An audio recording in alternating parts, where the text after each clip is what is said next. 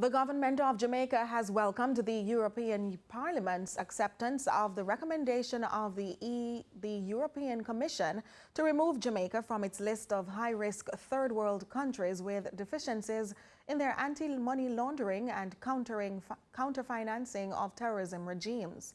This development follows last year's removal of Jamaica from the Financial Action Task Force FATF listing. We hear more from Crystal Williams. Just hours after the decision to delist Jamaica from the list of high-risk third-world countries, Minister of Foreign Affairs and Foreign Trade, Kamina Johnson-Smith, gave a special virtual address to the European Parliament. She expressed appreciation for the EU's acknowledgement of the work of the government of Jamaica in strengthening the country's anti-money laundering and counter-terrorism financing systems. We cannot overstate the significance of this decision, which is a clear indication of the Parliament's willingness to respond positively to the needs and interests of small, vulnerable economies like Jamaica's. And we thank the parliamentarians for this decisive action with exponential implications for our economies and accordingly our citizens.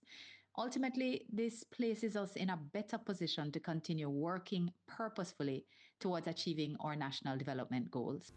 Prime Minister Andrew Holness also welcomed the European Union's decision. Now, while the European Union has recommended to the European Parliament via its delegated regulation of June 2025 that Jamaica and Barbados be delisted, this has not fully materialized as different groups in the Parliament, for reasons unrelated to the domestic situation in Barbados and Jamaica, have issued motions that will block positive action in this regard.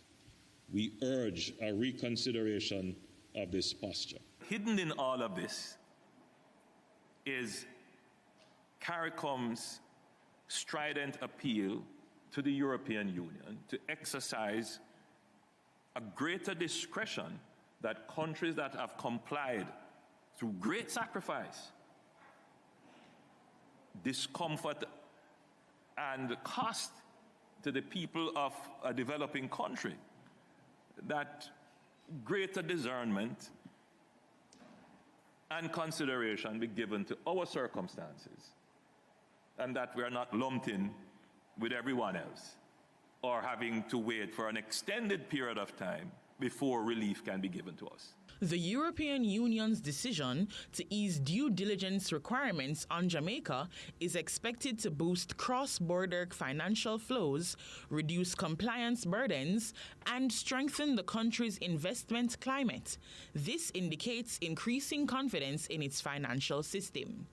In a later interview, Minister Johnson-Smith recalled that Barbados was the other Caribbean country similarly affected. She also gave sentiments on the explanation given by Dr. Holness. The decision by the European Parliament follows both joint and separate sustained advocacy efforts by Jamaica and Barbados at all levels.